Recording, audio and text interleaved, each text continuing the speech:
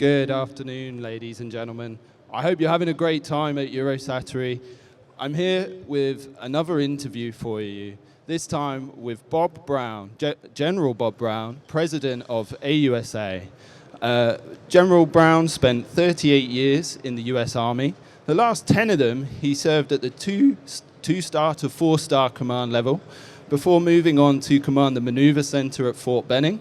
He took command of the 1st Corps and then led the Combined Arms Center, which is the US Army's think tank, before finishing as commander of US Army Pacific from 2016 to 2019. And for those of you that don't know, the US Army Pacific is around 130,000 soldiers, to really put that into perspective. So, General Brown, thank you so much for joining us today.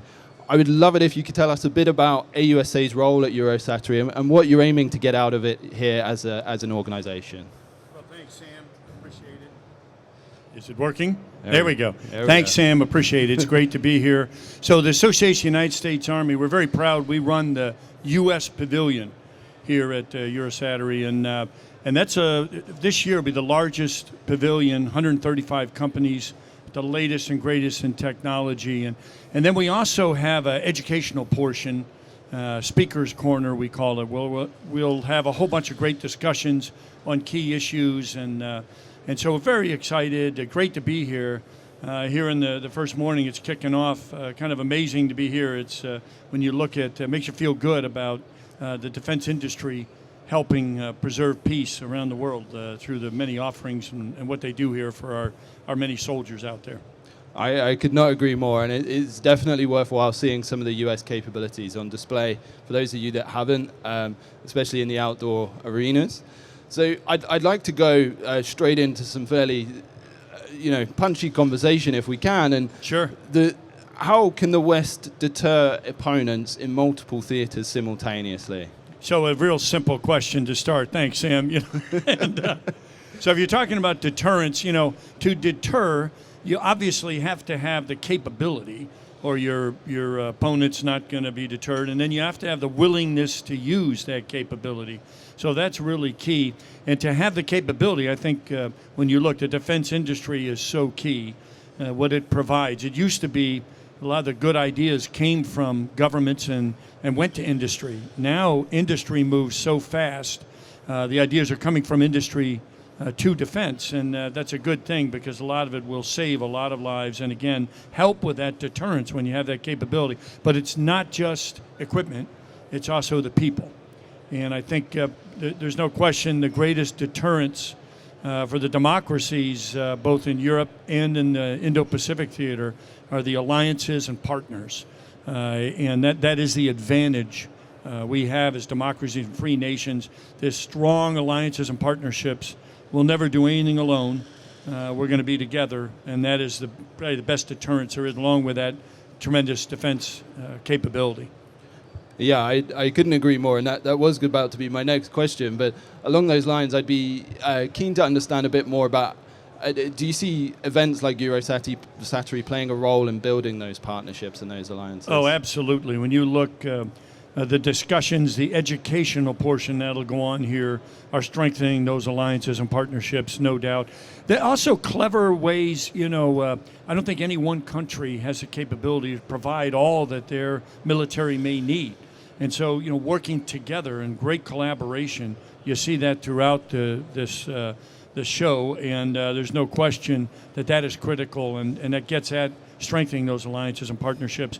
When you look an organization like NATO, what that does and how it has been strengthened by the terrible events of Russia's illegal invasion of Ukraine, and how NATO is strengthened. And you look in the Indo-Pacific, not the same NATO-type structure, but 5 of the 7 U.S. defense alliances are in the Pacific.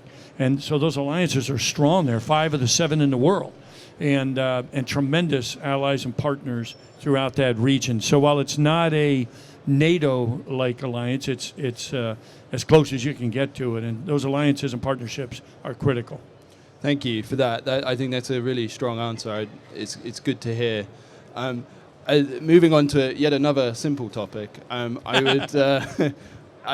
Do you think, in your opinion, that there is anything new regarding multi-domain warfare in Ukraine? And the way that I tend to think of what we observe in Ukraine is there are some lessons that we need to learn, and there are some things that we just need to digest. And I'd be keen to hear sort of your perspective on multi-domain warfare and the various different terms that has. I wish we had several hours, because I could spend several hours on this one. But clearly, we're learning daily from Ukraine, and you're right. There's some lessons that are new.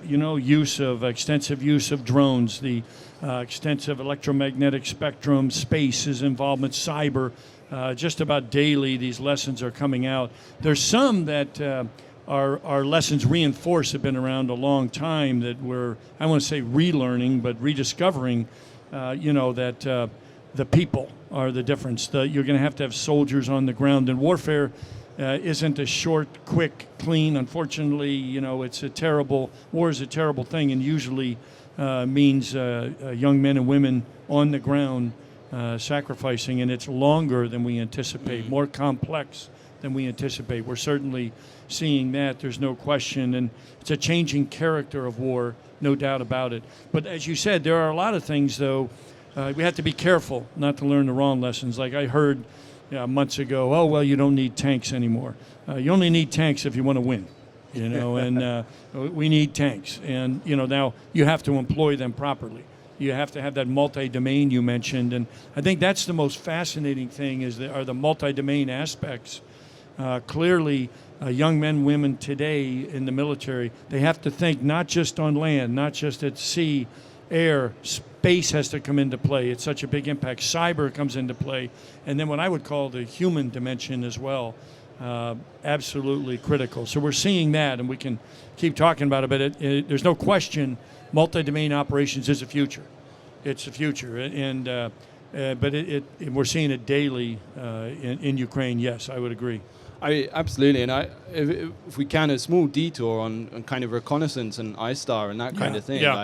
I work with a lot of different types of intelligence sources, open source, commercially available intelligence. Right. And the things that I'm able to do with a well-trained analyst and enough money, admittedly, are quite phenomenal. I can track Russian soldiers as they move between ammunition depots, and I think that's a great point. I would say that, it's almost impossible when you look for there to be surprise in some of the domains.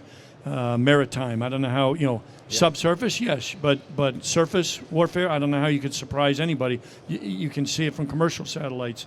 Air, I don't know how you can surprise, there's, and you're right, these things are available. You look at the challenge of the drones and what I would call the air littorals. Some have described that, and that has changed things. Will we ever have, any nation ever have air superiority the way they used to, total air superiority? I don't think so, because of these drones there. And of course, we see lots of drone capabilities and counter drone capabilities here in these emerging technologies. So it's absolutely fascinating when you look, and clearly the private sector is adjusting rapidly, and it's critical that nations figure out ways to develop this technology and adapt it faster. I don't think, it's almost obsolete as soon as you buy it. So you got to be as fast as you possibly can to protect lives and save lives.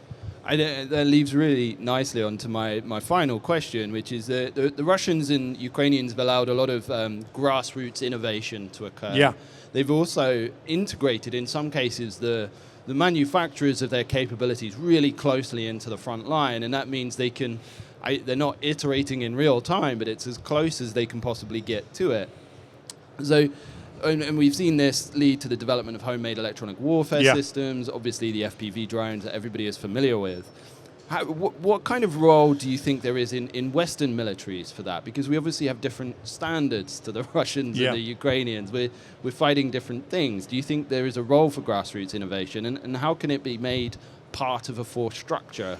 I not only think there's a role for grassroots integration, it is critical. It's an advantage that Western nations and democracies have. We trust our soldiers. We have what we call, for example, the United States military mission command. The best ideas come from the cutting edge of the battlefield. Having been in combat several times myself, I can tell you it's not the generals at the high level, it's the young men and women in harm's way. They come up with the best ideas because their lives depend on it. And for us, the big advantage is that trust enables those ideas to come up the chain of command much faster than militaries where they do not trust. You look at Russia, did you point out as an example of innovation? I would say it's almost the opposite. There is innovation, but it's very slow compared to what it would be with a Western nation. They did not, before the invasion, even trust their soldiers 2-star and below to tell them what they were doing. The reason they were sitting on the sides of the road is 2-star and below, division and below. They didn't know what they were getting into. They didn't even know they were going to war. Well, I guarantee you it would not happen in a free, democratic nation. Our militaries where we empower, everyone along would know, and we'd have those young men and women at the cutting edge getting us ideas rapidly. It'd be a huge, huge advantage. And I've seen it myself over and over again in combat, amazing ideas from the lowest level, and they make it to the top when you have the right environment of trust and a learning environment. So I think that's a key advantage of militaries. Now, all militaries are going to have to try to innovate and transform, and I'm not saying they're not doing that, but I would guarantee you that we would do it much faster, much better. We also, like many of the democratic nations, we're empowering our young men and women and getting them involved earlier in the acquisition process, hands-on equipment early, giving us feedback on what's good, what's bad, instead of waiting until it's already done early on in the process. And that makes a huge, huge difference. And that input is critical. And that enables us to have the best equipment in the world. There's no doubt that and many other, the tremendous capacity of our industry and innovation and everything else. But I think that's a really key thing, that early involvement. So it's a great point, but I would tell you it is one of our greatest advantages, and we have to maintain it. And thankfully, when you look at our allies and partners, all the democratic nations are moving that way, much more empowerment. Trust is key across the board, and they understand that, particularly in multi-domain operations, because the speed of decisions, the ability to rapidly take all that data and leverage AI and machine learning and get solutions faster and make decisions faster will be game-changing. And we're seeing that already, working on it already, have a long ways to go, but I'm really encouraged with what I've seen as I go about and see the forces, because we're learning fast and getting great ideas. And it'll be the biggest thing it could do is maintain the peace, because nobody'd be stupid enough to go after an alliance like NATO or to do something against allies and partners that are going to be better than they are. They'd lose. I think that's really encouraging to hear, and I appreciate your inputs on that. Thank you so much for your time. I know you're very busy. Absolutely. I hope you enjoy the rest of the exhibition, and I will hope to see you again soon on the exhibition floor. Well, thanks, Sam, and for everybody, enjoy it. It's a tremendous opportunity to see the latest and greatest in technology, and as we mentioned earlier, we need it. So it's great to see, and I'm happy to be here. Thanks. Thank you.